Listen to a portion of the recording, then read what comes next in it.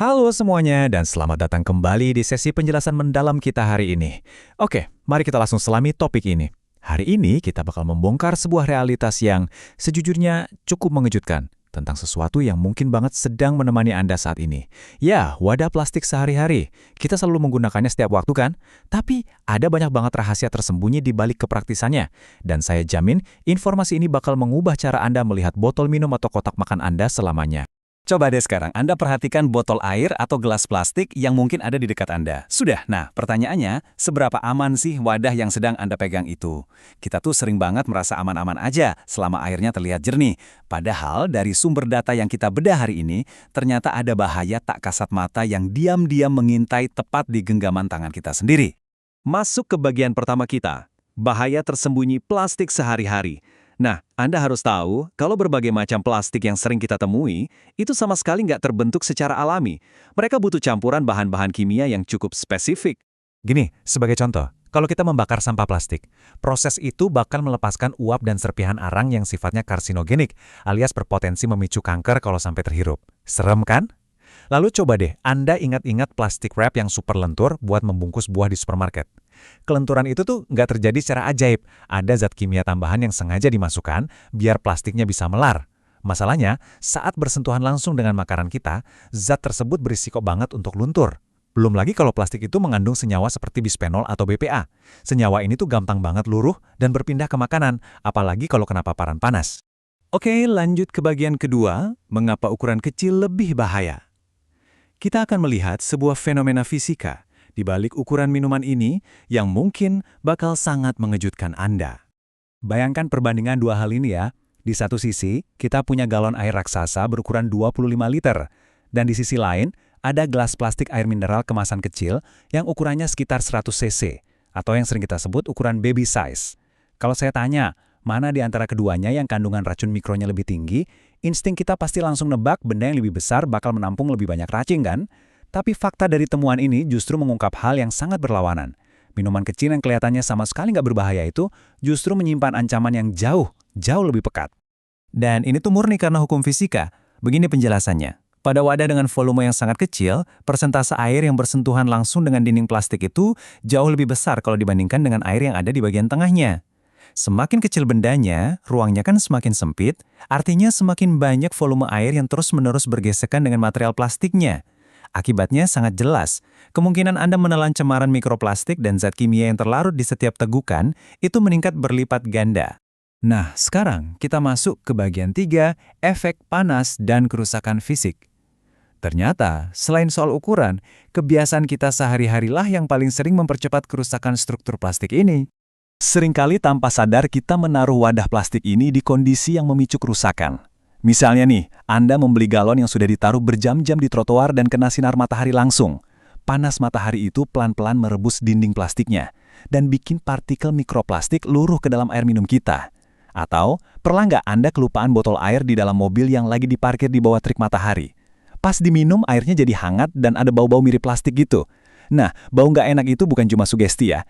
Itu adalah bukti nyata kalau zat kimia dari botol plastiknya udah terlarut secara aktif ke dalam minuman Anda. Padahal air murni itu seharusnya nggak punya bau sama sekali. Terus ada lagi nih kebiasaan iseng yang sering banget kita lakukan tanpa mikir panjang. Sambil minum atau pas lagi ngobrol, tangan kita suka refleks pencet-pencet botol plastik sampai bunyi krek-krek-krek. Kelihatannya sepele banget kan? Tapi sebenarnya tekanan fisik ini bikin rentetan retakan halus seukuran mikro di dalam struktur botol tersebut. Retakan tak kasat mata ini memaksa zat kimia yang jadi pelapis di dinding dalam botol untuk luruh jauh lebih cepat dan deras ke dalam air mineral. Jadi, mulai sekarang, jangan pernah meremas-remas botol minuman Anda kalau isinya masih mau diminum. Sekarang kita melangkah ke bagian 4, mitos aman microwave dan tin wall. Siap-siap, karena kita bakal membongkar salah satu mitos paling besar dan sejujurnya paling berbahaya yang ada di dapur Anda. Sering banget kan kita merasa aman dan tenang pas lihat ada tulisan aman untuk microwave atau microwave safe di bawah kotak makan. Kita langsung otomatis mikir, oh ini sehat nih buat dipakai. Padahal faktanya nggak gitu. Label itu cuma menguntungkan si wadah, bukan tubuh Anda.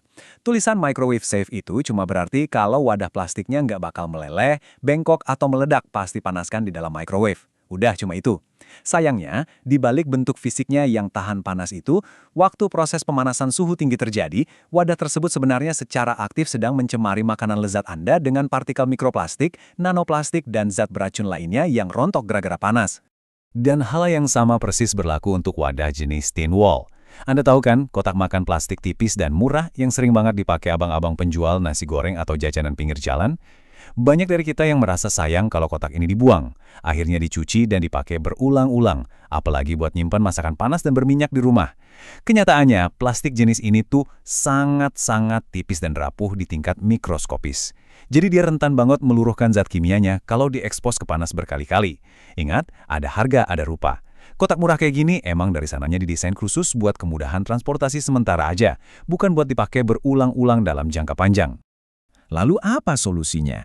Nah, kita bahas di bagian 5, solusi dan kode plastik aman. Nggak usah panik dulu, karena ada beberapa langkah cerdas dan praktis yang bisa Anda lakukan untuk melindungi kesehatan keluarga Anda ke depannya. Jadi, poin krusial yang bisa langsung Anda praktekkan adalah ini. Kalau Anda emang harus banget pakai plastik, biasakan deh buat membalik wadahnya dan temukan kode angka segitiga daur ulang di bagian bawahnya. Anda harus dengan sangat tegas menghindari wadah dengan angka 3, 6, dan 7. Ketiga kode ini merepresentasikan bahan kimia yang paling nggak stabil dan punya risiko terbesar buat mengganggu hormon tubuh. Angka-angka selain itu memang bukan berarti 100% bebas risiko, tapi secara profil keamanannya, itu jauh lebih baik dibandingkan 3, 6, dan 7. Tentu saja langkah pencegahan paling berharga yang bisa Anda mulai dari sekarang adalah pelan-pelan beralih ke material yang dari sananya memang udah aman. Material seperti stainless steel, kaca, keramik, porselen, atau peralatan makan dari bambu alami itu sama sekali nggak punya resiko meluruhkan zat kimia sintetik. Pakai tumbler adalah pilihan yang super cerdas buat investasi kesehatan sekaligus jaga lingkungan. Dan jangan khawatir kalau Anda punya tumbler yang secara estetik luarnya ada lapisan plastik. Selama bagian dalamnya, yakni ruang yang bersentuhan langsung sama air minum Anda, itu terbuat dari stainless steel, maka itu tetap sangat aman buat digunakan sehari-hari. Nah, buat merangkum langkah praktis kita, mari kita kunci kebiasaan baru ini dengan 3 aturan emas. Pertama, tolong stop kebiasaan pakai ulang botol air mineral plastik tipis. Botol itu emang murni dirancang buat sekali pakai, lalu dihancurkan. Kedua, coba periksa koleksi wadah di dapur Anda. Kalau permukaannya udah mulai banyak goresan, kelihatan dekil padahal udah dicuci bersih, atau warnanya mulai memudar, kusam jadi keabu-abuan, jangan ragu-ragu buat langsung buang. Ketiga, tiap kali Anda beli makanan panas yang masih mengepul dan dibungkus pakai plastik tipis atau tin wall tadi, usahakan secepat mungkin pindahin hidangannya ke piring kaca atau keramik asli setibanya di rumah. Sebagai penutup sesi kita hari ini, saya pengen ninggalin Anda dengan satu pertanyaan simpel, tapi mungkin agak menohok.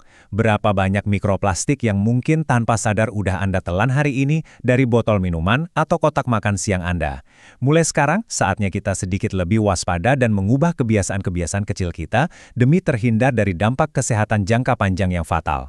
Terapkan pengetahuan berharga ini, pelan-pelan gantilah koleksi Anda ke wadah yang lebih aman, dan pastikan Anda segera membagikan informasi vital ini ke keluarga serta orang-orang terdekat yang mungkin masih terjebak mitos plastik ini.